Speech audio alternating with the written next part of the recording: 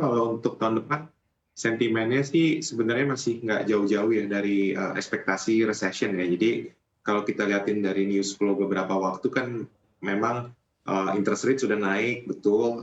Cuman kan akibat interest rate kan apa ya? Mungkin kalau kita bisa lihat sekarang bahwa tekanan di pasar itu lebih ke arah recession ya. Mungkin recessionnya dari global market dulu gitu, mungkin dari US market, kemudian dari Europe, baru nanti mungkin ke emerging market gitu. Jadi sebenarnya overall sentimen masih nggak jauh-jauh dari inflasi, walaupun berita inflasi mungkin kelihatannya udah agak sedikit dilupakan ya. Jadi story-nya ini adalah bagaimana sih resesi di tahun depan, apakah akan kejadian, apakah nanti kita akan melihat ada black swan event di global market, atau di Indonesia kita nggak tahu gitu. Cuman yang pasti kelihatannya dari kebijakan moneter dari seluruh dunia ini kan memang sudah mengarahnya kan ke arah pengetatan interest rate yang cukup signifikan ya, termasuk Indonesia, kemudian juga dari Amerika Serikat gitu.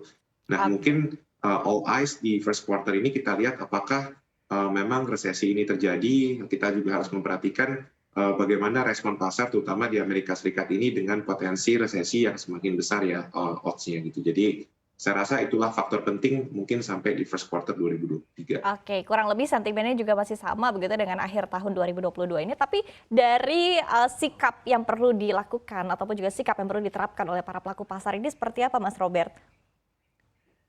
Ya, menurut saya dengan kondisi yang masih tidak pasti, ada resesi, kemudian juga saya rasa investor juga akan melirik di China bagaimana maju mundur ya soal pelonggaran dari zero COVID-nya, di mana ketika sudah mulai longgar malah kasusnya tambah banyak. Ini kan yang membuat juga ketar-ketir investor, apalagi Indonesia adalah mitra dagang utama. Menurut saya sikap investor di awal-awal 2023 adalah tetap wait and see, mungkin masih akan menghindari sedikit dari pasar ekuitas atau pasar aset keuangan yang memiliki resiko tinggi. Saya rasa masih ada ketidakpastian ekonomi, resesi pun ada yang bilang oke 2023 akan resesi, tapi ada yang bilang juga bahwa tidak akan sebesar itu dampaknya. Toh pasar sudah mengantisipasi di tahun 2022, tapi saya rasa di tengah ketidakpastian ini investor masih akan tetap wait and see di awal-awal 2023. Oke, baik. Kemudian kalau dari Anda, Mas Andre, seperti apa sikap yang perlu dilakukan oleh para investor begitu? Tadi kata Mas Robert adalah wait and see. Apakah Anda setuju dengan hal ini? Di satu sisi sih sebenarnya ya wait and see memang mungkin bijak ya, mungkin ya ada mungkin bagi sebagian investor yang bisa menunggu marketnya crash kapan, mungkin punya time horizon yang cukup panjang sama cash-nya kan cukup banyak ya. Tapi bagi teman-teman yang mau invest, ya sebenarnya balik lagi masih bisa gitu. Karena kalau terutama di Indonesia kan kita lihat sebenarnya pasar kita cukup tertekan ya dalam sebulan terakhir. Dan kalau melihat pergerakan pasar kita kan sebenarnya penurunannya bukan karena faktor fundamental ya, lebih karena ke technical issue gitu. Karena mungkin tadi bahas tentang Bayan, kemudian bahas tentang Goto. Nah ini kan sebenarnya yang menyebabkan market cap kita di dalam 3 minggu terakhir agak sedikit berantakan ya, in my view gitu. Jadi kalau misalnya memang ada ketakutan tahun depan ini ada resesi, ya mungkin kita juga harus bisa berinvestasi. Karena balik lagi sebenarnya ya inflasi ini kan masih ada ya. Dan cara untuk ngalahin inflasi adalah kan sebenarnya dengan berinvestasi. Either itu berinvestasi di aset yang sebenarnya resikonya lebih kecil dibandingkan dengan equity seperti pasar obligasi, atau teman-teman ya bisa berinvestasi di pasar equity, tapi dengan memilih pemilihan sahamnya mungkin yang lebih defensif dibandingkan dengan mungkin teman-teman mau invest di saham-saham yang lebih betanya tinggi atau alfanya tinggi, yaitu saham-saham small cap yang sebenarnya kita lihat fundamentalnya mungkin akan lebih terimpact oleh cyclical ekonomi ya ke depannya di tahun 2023. Oke, baik. Intinya tadi sekali lagi kalau ingin berinvestasi untuk jangka panjang juga baik-baik saja begitu ya. Sekali lagi tinggal dipilih aja seperti apa sektornya dan juga untuk emitennya. Nah, kemudian kalau kita berbicara terkait dengan sektoral di tahun depan begitu, kalau kita lihat di tahun ini kan sebetulnya lebih cenderung ke saham-saham di sektor pertambangan. Nah, seperti apa prospeknya untuk di tahun depan? Sektor-sektor mana saja yang kemungkinan ini masih akan tetap survive dan resilient di tengah ancaman resesi global? Saya akan ke Mas Robert.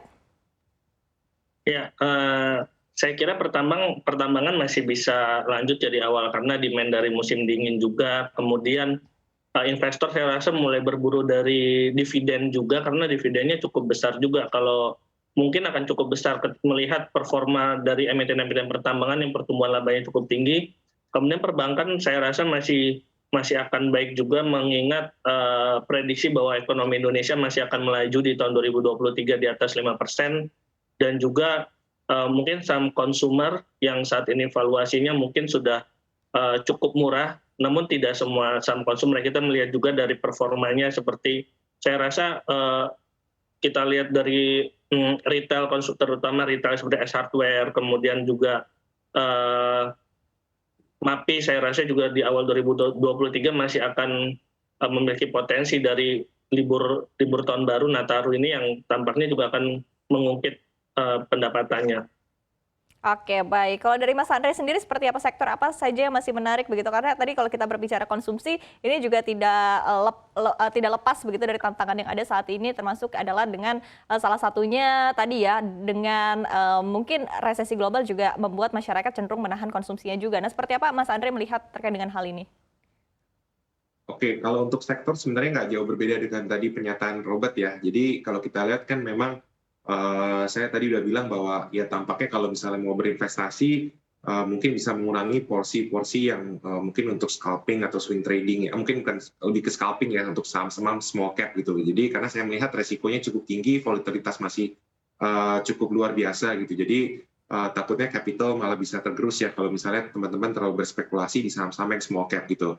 Tapi kalau untuk big cap, sektor yang sebenarnya sangat kita bisa lihat di tahun 2023 adalah satu kan perbankan ya, udah pasti kalau melihat data sampai bulan November kan kita lihat kan pertumbuhan loan juga masih cukup besar gitu, dan biasanya kalau misalnya interest rate-nya naik ini justru bagus buat perbankan ya, karena ada ekspektasi NIM expansion, kemudian juga kalau kita lihat liquidity juga sebenarnya masih cukup banyak gitu. Jadi ekspektasi sebenarnya di awal tahun 2023 ini mungkin perbankan masih bisa perform gitu. Kemudian sektor big cap lain yang sebenarnya saat ini orang under own adalah telekomunikasi ya. Jadi kalau kita lihat performance telekomunikasi mungkin dalam 6 bulan terakhir kan memang performance-nya masih di bawah kinerja perbankan, dan kalau melihat fundamentalnya sebenarnya nothing wrong with the telkom fundamental, industri telekomunikasi ya, untuk fundamentalnya gitu. Jadi ketika nanti investor sudah rekapitulasi saham-saham telekomunikasi seperti Telkom yang kena imbas karena Goto, saya rasa karena market cap-nya cukup besar, saya rasa di Januari ya mungkin kemungkinan besar Telkom bisa naik gitu. Kemudian sektor ketiga, betul tadi Robert juga udah bilang bahwa sektor konsumsi, terutama discretionary spending ini juga cukup menarik ya. Tadi mungkin disebut MAPI, mungkin for some extent Ace Hardware, juga saya melihat ada potensinya karena Lebaran ini di early bulan April, kemungkinan besar ada pent-up demand untuk retailer-retailer yang untuk middle to low ya, seperti LPPF, kemudian kemungkinan besar Ramayana gitu. Jadi saya rasa sektor-sektor ini merupakan salah satu sektor yang teman-teman bisa lihat lah di first quarter 2023 gitu.